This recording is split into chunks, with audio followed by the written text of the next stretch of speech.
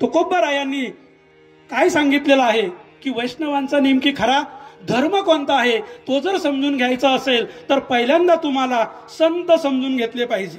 कारण तुमच्या माझ्यापर्यंत जे देव पोहोचवला तो देव कोणी पोहोचवला तर तो संतांनी पोहोचवला. आणि मग संतांनी जर देव पोहोचवला असेल तर मग ते संत म्हणजे कोण आहेत ते अगोदर आपण थोडंसं समजून घेतलं पाहिजे की जे या जगताच्या कल्याणासाठी सद्विचारांची चांगल्या विचारांची पेरणी करतात, त्याची घुसळण करतात. हे जग जर चुकीच्या मार्गाला जात असेल, हे जग जर बुडत असेल तर त्या बुडणाऱ्या जगाचा कळवळा येऊन या जगाला वाचवण्याचं जे काम करतात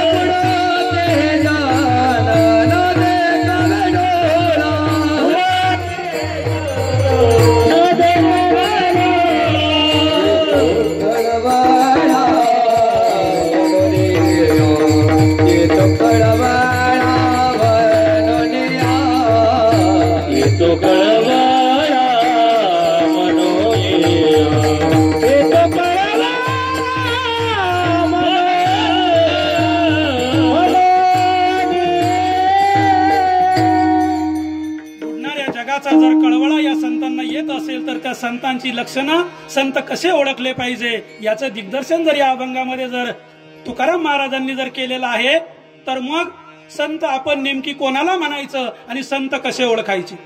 ज्या वेळेस असं तुकाराम महाराजांना विचारलं त्यावेळेस तुकाराम महाराजांनी संतांची लक्षणं करताना दोन प्रकारची लक्षणं केली. पहिलं लक्षण आहे बाह्य रंगाचं लक्षण आणि दुसरं लक्षण आहे अंतरंगाचं लक्षण. बाह्य रंगाच्या लक्षणाने जर संत ओळखायचे असेल तर आपल्याला माहिती आहे ज्याच्या कपाळाला गंध लावलेला आहे, ज्याने गळ्यामध्ये तुळशीची माळा धारण केलेली आहे, ज्याने साधू संतांना अभिप्रेत असणारा पोशाख परिधान केलेला आहे, ज्यानं अनेक प्रकारच्या मुद्रा आपल्या अंगावरती धारण केलेल्या आहे, काहींनी तर अनेक प्रकारच्या माळा सुद्धा म्हणजे माळांची संख्या सुद्धा खूप जास्त धारण केलेली असते. हे जे असतात ही लक्षणं म्हणजे त्या संतांची बाह्य रंगाने असणारी लक्षणं आहे. याला बाह्य लक्षणं असं म्हणतात. मला एक सांगा, जर एखाद्या व्यक्तीनं हे सगळे लक्षणं जर धारण केले तर तो संत असतोच का? फसगत होण्याची शक्यता आहे. आपण अनेक प्रकारच्या बातम्या ऐकतो, अनेक प्रकारचे समाजामध्ये अनुभव ऐकतो. आपल्या दारावर आलेले भोंदू बाबा हे सुद्धा आपल्याला माहित आहे की जर समजा केवळ वस्त्र धारण केल्याने अर्थात त्याला भगवी वस्त्र प्रामुख्याने भगवा झाला नामे अंतरी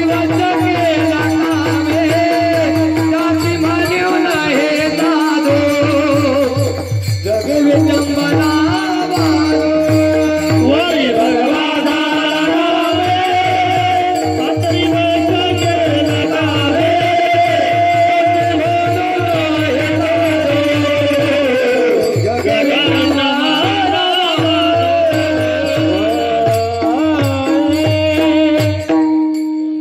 भगवं वस्त्र परिधान केलेलं असेल पण तो समाजामध्ये जर विटंबना करत असेल, विभत्सना करत असेल, समाजाचं जर शोषण करत असेल तर तशा बाह्य रंगाचं लक्षण घेतलेल्या व्यक्तीला आपल्याला संत म्हणता येणार नाही.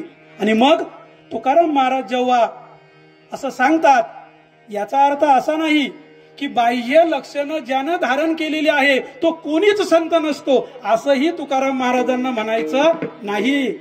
बाह्य लक्षणं धारण केलीच पाहिजे, ती वारकऱ्याचे आभूषण आहेत. पण त्याचबरोबर त्याचे जे दुसरे लक्षण आहे ते आहे अंतर लक्षण, म्हणजे त्याच्या वृत्तीमध्ये त्या ठिकाणी बदल झाला पाहिजे, त्याची चित्तवृत्ती त्या ठिकाणी बदललेली असली पाहिजे, समाजाबद्दलची सहिष्णुता आदर, प्रेम, जिव्हाळा, जगाच्या कल्याणा संतांच्या विभूती, देह कष्टभीती परोपकारे, त्या जगासाठी आपला देह झिजवण्याची त्या व्यक्तीची तयारी असली पाहिजे. तेव्हा आपण त्याला काय म्हणतो? संत म्हणतो.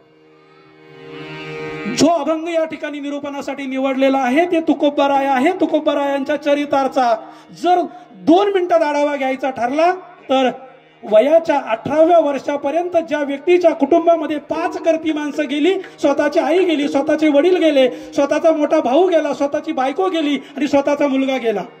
वयाच्या 18व्या वर्षापर्यंत जर 5 माणसं गेल्यानंतर सुद्धा जेव्हा सगळ्या संसाराची जबाबदारी त्या व्यक्तीवर येऊन पडते त्यावेळेस भयानक असा दुष्काळ पडतो. आणि त्या दुष्काळामध्ये ते तुकाराम महाराज जगाचा जेव्हा त्यांना कल्याण करायचं असतं ना तेव्हा ते काय करतात? आपल्या घरामधलं धान्याचं कोठार लोकांसाठी खुलं करून देतात. त्यांच्याकडे असणारी जेवढी काही कर्ज खतं होती, गहाण खतं होती, तुकाराम महाराज कोणी असे म्हणजे आपण ज्याला म्हणतो ना मिंधे नव्हते. खरं तर तुकाराम महाराज जर सांगायचे ठरले ना तर तो स्वतंत्र चरिताचा भाग आहे. तुकाराम महाराजांसारखा मानसशास्त्रज्ञ, तुकाराम महाराजांसारखा तत्वज्ञ आजपर्यंत कोणी झालेला नाही. तुकाराम महाराजांनी या जगाची, या संतांची, या सगळ्या सृष्टीची नस ओळखलेली होती आणि ती ओळखलेली नस तुकाराम महाराजांना माहीत होती. म्हणून कुठे गाव घालायचा हे तुकाराम महाराजांनी त्यांच्या 41 अभंगांच्या माध्यमातून आपल्या पुढे मांडलेलं आहे. कथाभाग सोडून द्या, पण ज्यांनी सगळ्यात पहिल्यांदा कर्जमुक्ती केली, कारण का जगाचं कल्याण झालं पाहिजे ही आर्त इच्छा त्यांच्या मनामध्ये होती, अशा तुकोबारायांनी जेव्हा त्या संतांचं लक्षण आपल्या पुढे मांडलेलं आहे की एक वेळ माणसाला देव कळाला नाही तरी चालेल पण संत कळाले पाहिजे. कारण जर देव नाही कळाला तर आपलं फारसं नुकसान होणार नाही. कारण गीतेमध्ये सांगितलेलं आहे की तुम्ही कर्म करत जा आणि त्या देवाला अर्पण करत जा. देवापर्यंत तुम्ही गेलेच पाहिजे असं नाही. तुम्ही घरी आई वडिलांची सेवा करा, कोणत्याच तीर्थाला जाऊ नका, तरी सुद्धा देवाचं काम तुमच्याकडून घडल्याशिवाय राहणार नाही. आणि मग मी वाक्य याच्यासाठी वापरलेले की एक वेळ आपल्याला देव नाही कळला तरी चालेल पण संत कळले पाहिजे. कारण संत आपल्याला मार्ग दाखवतात, संत सन्मार्गाला घेऊन जातात आणि त्या सन्मार्गाला घेऊन जात असताना जर त्यांनी चुकीचा रस्ता दाखवला तर आपली काय अधोगती होते अनेक संतांच्या बाबतीमध्ये जे भोंदू होते त्यांच्या बाबतीमध्ये आपल्याला माहित आहे. त्यामुळे संतांवर विश्वास ठेवण्यापूर्वी अगोदर त्यांच्या लक्षणांचा अभ्यास झाला पाहिजे. आणि म्हणून जगद्गुरु तुकोबाराय या ठिकाणी आपल्याला पहिल्यांदा संतांची लक्षणं सांगतात. मग ती बाह्य रंगाची लक्षणं असतील, ती अंतरंगाची लक्षणं बघा. केवळ बाह्य रंगाच्या लक्षणाकडे बोलून लगेच एखाद्या संतावरती विश्वास ठेवू नका. काय झालंय, किती कीर्तनामधून बोलायचं नाही ठरलं तरी अण्णा तो मुद्दा मात्र नक्की येतो. तो मुद्दा असा आहे की आज जर आळंदी आणि पंढरपूरमध्ये जर गेलं तर महाराजांचं पेव फुटलेलं आहे. आणि ते पेव असं फुटलेलं आहे की प्रत्येक जण स्वतःला संत म्हणून मिरवून घेण्यामध्ये, थोडा आवाज दिला, संत म्हणून मिरवून घेण्यामध्ये, थोडं लांबून आवाज कॅच करेल असं कर, संत म्हणून मिरवून घेण्यामध्ये प्रत्येकाने काय केलेलं आहे, स्वतःला स्वयं घोषित केलेलं आहे. कीर्तन करायला लागला म्हणजे तो संत झाला असं नाही. म्हणजे खरं तर या जगामध्ये महाराज ही उपमा एकालाच दिलेली आहे. महाराज हा जन्मला मृत्यू लोकी, दुजी उपमा ना ढळे इह लोकी. एकच महाराज जे तुकाराम महाराज झाले, त्या तुकाराम महाराजांना ही उपाधी त्या ठिकाणी दिलेली आहे. आणि मग त्या महाराज शब्दाचा अर्थ मी या ठिकाणी करत बसत नाही.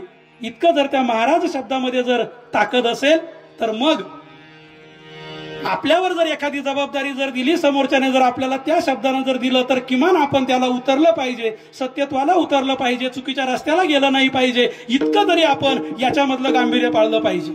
मी आळंदी आणि पंढरपूर मधलं याच्यासाठी सांगत होतो की एखाद्या गल्लीनं चाललं आणि जर आपण गल्लीमध्ये जोरात जर ओरडलं ना, हो महाराज असं अन्न बोलल्यानंतर किमान 25 जण पाठीमागे वळून बघतात की नेमकी हा आवाज कोणाला दिला. याचा अर्थ काय झाला, याचा अर्थ असा झाला की बाह्य रंगानं बाह्य जगाचं हे जे अवडंबर आहे हे करत बसण्यापेक्षा ज्या सद्विचारांची ज्या सद्गुणांची जी लक्षणं तुकाराम महाराजांनी सांगितलेली आहे ती लक्षणं या ठिकाणचा सगळा भाग अंगीकारतो का हे सुद्धा सगळ्या समाजानं तावून सुलाकून बघितलं पाहिजे. या सप्त्याच्या माध्यमातून कथा कीर्तनांच्या माध्यमातून संतांचं चरित्र असेल देवाचं चरित्र असेल त्याने केलेला गुणगौरव असेल हे सगळं आपण ऐकूच. पण ते ऐकत असताना सुद्धा आपल्या वैयक्तिक जीवनामध्ये आपण फसणार नाही. वैयक्तिक जीवनामध्ये चुकीच्या लोकांवरती आपला विश्वास ठेवून काही अडचण निर्माण होणार नाही. त्यासाठी संतांचे खरे लक्षणं आपण समजून घेतले पाहिजे. आणि मग जर संतांचे लक्षणं आपल्याला समजून घ्यायचे असतील तर तुकाराम महाराजांचा अभंग आपण त्याच्यासाठी घेतलेला आहे की त्या अभंगाचं पहिलं चरण. विष्णुमय जग वैष्णवाचा धर्म, विष्णुमय जग वैष्णवाचा धर्म, विष्णुमय जग वैष्णवाचा धर्म, विष्णुमय जग वैष्णवाचा धर्म, विष्णुमय जग वैष्णवाचा धर्म, विष्णुमय